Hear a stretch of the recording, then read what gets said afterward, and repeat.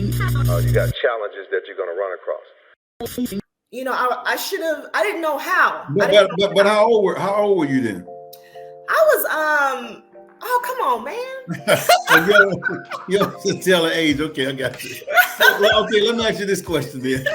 So, how long were you all in DC, and when did you all move back to Cleveland? How long was that?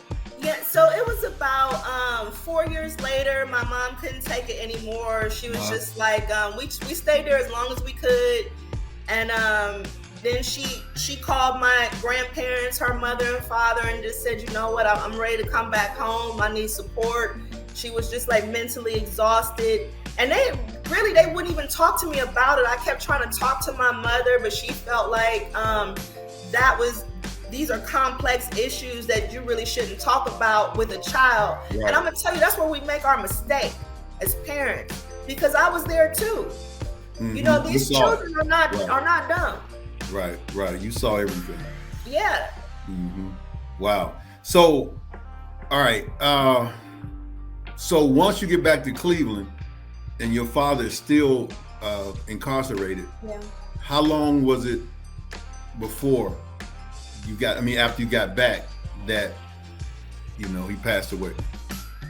Oh, we're talking it's over a decade later.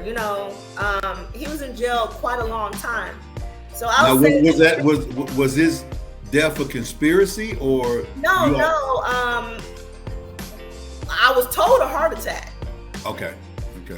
I was told a heart attack. So but I'll tell you what was shameful is I was so frustrated with them not talking to me. I didn't really understand like the rules of jail and what you can say and what you couldn't say. Mm-hmm. I wasn't familiar with these lines are being recorded. The phone lines are recorded. That's why I said we should talk to our children, because I am so angry with my parents. And I'm looking at one that's in jail, not talking to me, not explaining to me what's going on. And then I'm looking at my mother, the person that's sitting next to me. And it's like they have this vow between each other not to discuss nothing. And I'm just like. And at that time, it wasn't any internet, social media, or YouTube. So where you can go do your own research, you only had to hear from them, right. Maybe it might be in the paper. But like you said, they covered up a lot of stuff. Yeah, I think out of fear. But you know how the best armor that we have is information. Mm-hmm. And that's where we keep dropping the ball at, I think, with our youth. That was my armor. That was my shield. To properly inform me so that I know what's going on, so I don't repeat it, or, what I'm saying, or I know how to move out here. Right. So are you the only child? Yeah. Oh, okay. All right. You're one of those. Yeah. Yeah. Okay. Yeah, I'm an only child. Okay. I'm strong-willed, not spoiled. Not spoiled, because I'm a hard worker. Okay. All right. So now you're back in Cleveland. And what part of Cleveland were you in? The Kinsman area, so the east side. Okay. When we came back, that's the area that we came from. Totally different environment. So, because remember, I was kind of like living in a bubble. I'm going to school in a mansion. We're living in big houses. Like Black people were doing very well. They understood economics. So they, so if you needed your plumbing done, they got a plumber from within their community and paid him. They kept that dollar circulating within the community. So they knew all of this when I was a kid. So when you're like I said, these are people that got, they got access to the best. These are celebrities coming together, making a school for our people. So they put the best in that school. And this is what I'm learning. So when you go from that and then you get dropped off in the hood, it's a culture shock. Yeah, it was really definitely culture shock, because the kids are asking me questions like, why are you talking so proper? Like, why are you using these big words? And I didn't even know what they were talking about. I was like, what words? Like, don't everyone talk like this? You right. know? So, all right. So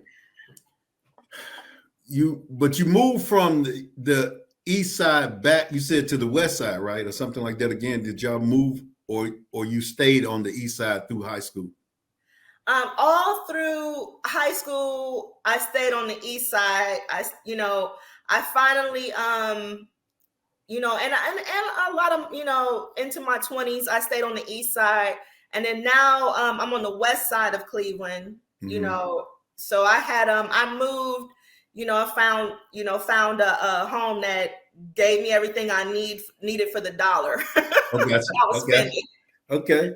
Mm-hmm. All right. So once you graduated, you said that you didn't further your education. You just once you graduated from high school, did you? What was your next move once you graduated?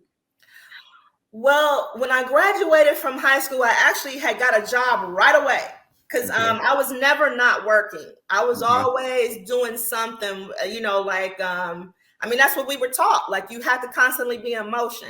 Mm-hmm. So no one was going to give you anything. Like, we're from the hood. Nobody's just giving you, the stuff that you want. Like, if you want a shirt, you got to get out here and work and buy your own shirt.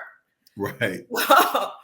So I went straight to work. I went to work at the post office. Mm-hmm. My friend's family member had got us in there, and then I took the test and they hired me full time. So I was making more money than I've ever seen in my life working there. Right. And I felt really good because it's like 2,000 people in this building and they're mostly Black. So I felt like, oh man, this is great. Right. I was like the youngest person in the building, so I was fresh out of high school. So I thought that was an amazing experience. Working at the post office gave me a lot of opportunities that, a lot of people didn't have. So I was really blessed. I was really blessed. I bought my first house when I was 22 years old. I bought a two-family. I bought rental property, which wasn't easy because nobody wanted to talk to you. Like, when you're growing up in the hood, no one talks to you about what a smart purchase is. Mm-hmm. They don't talk to you about that. I just used to pay attention well. Like I said, when you have those building blocks and your mind is conditioned right, you pay attention to your surroundings a lot better. So I just kind of learned the flow. Like, wow, all of us are living in these two-family houses. We paying a landlord. I was like, you know what? I want to be the landlord. I'm gonna buy my own two-family house, and I'm gonna have one unit pay for the whole house. I started noticing that. I was paying attention. Okay. And so it's just like I started asking family members. They had no clue what to tell me. Yeah. We wouldn't talk any of that kind of stuff. You know what I'm saying? It was just go to work. But one thing about when you're in the hood that I'll say was a little bit discouraging was they'll tell you can't do it. Right. And I'm like, well, why not? If we could pay rent, then why can't we own the house? Right. We talk about that a lot with our mental toughness calls and our mindset calls. That a lot of that comes from, and you talk about the zip code that you grew up in, and certain zip codes in the hood, the people that are there, they haven't had any training on that kind of information. So guess what? What they give us is what they give us. It's not like they don't have anything else to talk about. And so as we grow older, a lot of times, that's that stuff that we heard as a teenager or early childhood is still there, but it's not anything that's business-like. It's not anything. It's almost like you shouldn't be even trying to do this. You shouldn't even be trying to do that. You should just go work hard, 40 years for somebody, come home, save your money. And that's typically what you hear in a lot of our neighborhoods growing up. And so we don't have that. And it's amazing that you just from looking around and seeing that you decided that, man, I need to, be a landlord. I need to have me some property too. I need to have me something that I can live in on one side and have the other person take care of everything. So then I got a question. When you was talking about, you asked your elders what they thought about it and they didn't know. So how did you go about starting to find mentors or information? How did you start finding good information to find out what's a good purchase versus a bad purchase? Okay, so I'll tell you this. I really, honestly, my whole life, I have not had any mentors. It's the one thing that I have been looking for, but it just has not come to pass. I literally have been doing everything by just sheer determination and grit.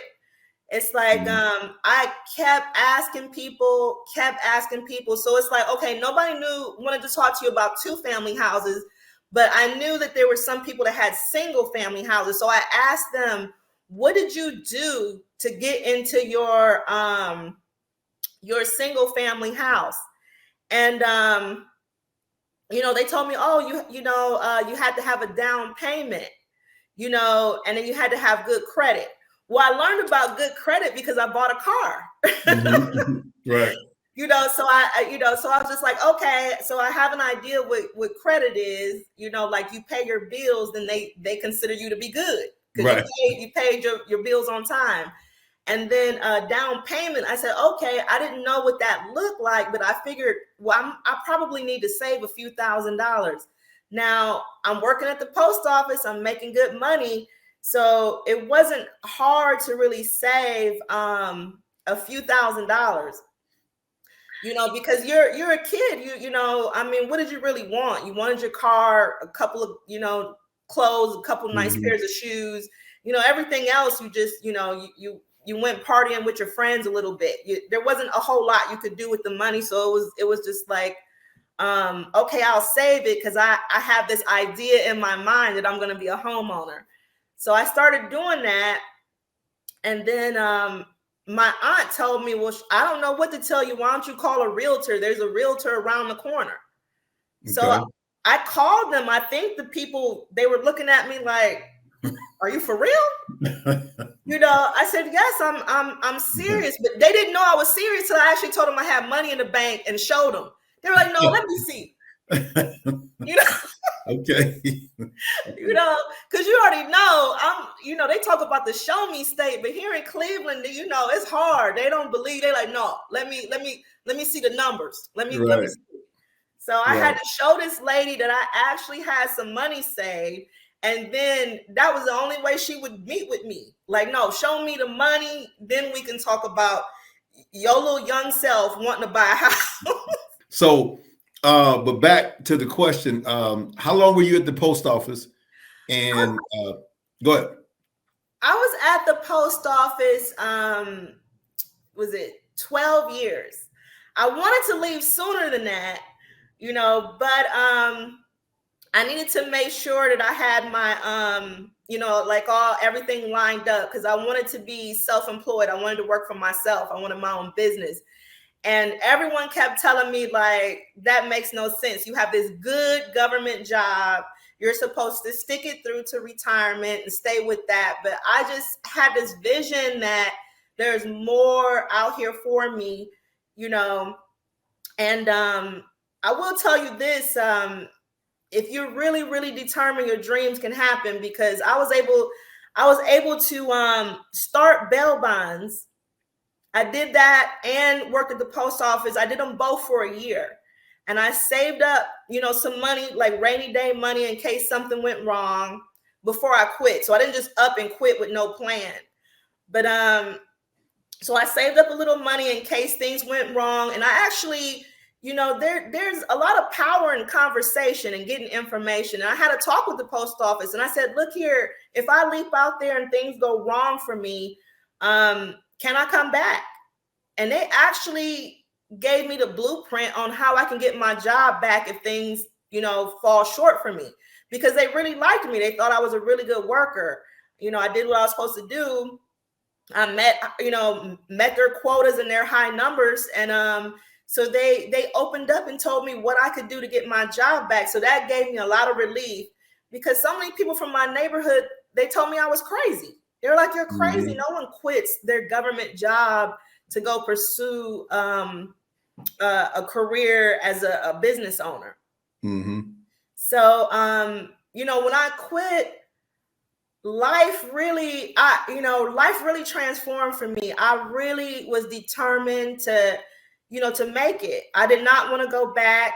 My, you know, I'm a mom. My daughter was really young. So that's another reason why people said, you know, I was crazy. Like, you're a new mom. Who quits their job with a baby? Right. You know, so now tell us, what made you become, you know, get into that profession of bail bondsman? What did you bail somebody out and you say, wait a minute, how did you go about doing that? In need of a bail bonding agency? Look no further than Dana Bail Bonds, your trusted partner in times of need. Dana services all jails in all counties in Ohio. With nearly 20 years of experience, we're here to help you or your loved ones when the unexpected happens. Available 24/7, providing fast and reliable bail bond services. Don't let legal troubles keep you apart. Call Dana Bail Bonds today. We're here for you when it matters most. Well, I'm naturally a very optimistic person. I just believe I could do anything. I was doing anything. I was selling anything you could sell in my neighborhood. It could be pens, pencils, water. I was selling everything. I always had some type of they call it a side hustle. I always had some kind of side hustle. And I had this guy approached me. You know, so, you know, you couldn't just sign up to be a bail bondsman. You had to be chosen, like someone noticed you. So this guy noticed me and he said, you know what? You work well with the public. I see you selling everything out here. He said, I want to give you this job, an opportunity where you could be self-employed and all these little side hustles you're doing. You can give that up and just do this. I thought it was crazy. I was like, I don't even know how to get to the Justice Center. Like, you know, I was just like, criminal justice system. That was not what I imagined, but I wanted out of the post office so bad that I really actually, you know, had a moment, you know, like sometimes we could turn down a good thing just by overthinking it. And I was so glad I had that moment where I thought twice, like, well, you know what? Because I turned him down at first. And he came back to me again. He said, how about I pay for your classes? I really believe, he said, I don't know what it is about you, but whatever it is, you got it. And I believe you'll do good. And how about I pay for your classes and help you get started? Will you consider me then? And that's when he had my attention. I'm like, what do I have to lose if this guy's going to pay for my school, you know? So I took the class and I didn't have any marketing material. I just used the same concept that I did when I was selling all my little trinkets. And I just called up everybody I knew and said, hey, so now the next thing I'm selling is bonds. You know, if you know someone needs to get out of jail, let me know. That was marketing. That was marketing 101. You know, marketing 101. You know, when you're first getting started in sales, you don't have any money. I didn't have any money for flyers, commercials, anything. You use what you had. And that was, we all had phones. Just call everybody and let them know, hey, I do this. And the guy was like, he laughed at me, you know, because all of them had advertising budgets.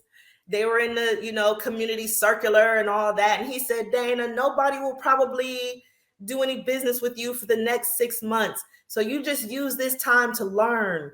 And he's talking to me about like, now this is the guy that offered me the position to be a bondsman. And he's talking to me in this discouraging way about, oh, you won't get business for the rest of this year, but it's okay. I'm still going to teach you. And then while he's talking, my phone rang. I was like, it was my first client. I literally had took the class. I mean, I had just passed my test 2 hours before I got that call. And a person called me, said, hey, look, I need you to come get me out of jail. And I was so green, I didn't even know how to charge the people money. I didn't even know what to charge. Right. So tell us, how did you shift? I mean, when you started and you just walked away from the post office, you never went back. Never went back. And I heard you say you was ready to go, but I also heard you say they paid well. Why were you so ready to go? Because you wanted your own business, or what was it? Yes, I wanted, I guess I'm the rebel out there. I don't want to conform to what looks normal. To me, that's like the mundane, just regular. There's no excitement. And I just felt like there's got to be more. I want to live life the way I want to live it. I don't want these restrictions where I have to be here at 9, from 9 to 9. Now, mind you, the post office was constant overtime. You really had no life. You had to always be there, always. And I kept looking, I just had my daughters like, wow, I have to be here so much. I can't even raise my child. I have to be at work all day, and it was just like, I just thought like there had to be a better way for a person to enjoy life. And that was really a big deal for me, being able to see my child. I wanted to be instrumental in raising my own child. I didn't want to have daycare, nanny, grandma, aunts, uncles, everybody supporting me. That's great. But in the meantime, you're not even raising your own child, so it's just like when what's the price of that? Mm-hmm. So if someone offered you a ton of money, but you could never see the child that you gave birth to, is it really worth it? Right. So that's how I looked at it. It was like I was more motivated by I wanted a better quality of life. I wanted a life where I could actually, I saw what was going on around me, and I wanted a chance to actually raise my daughter, because I did not want certain things that I was seeing growing up. I didn't want her to see that as well. And I felt like the best teacher would be me. But I can't teach my child if I'm never home. I'm always at work. Make sure you like and subscribe and hit the all button and all that kind of stuff, because we're going to have a lot of good interviews on this podcast.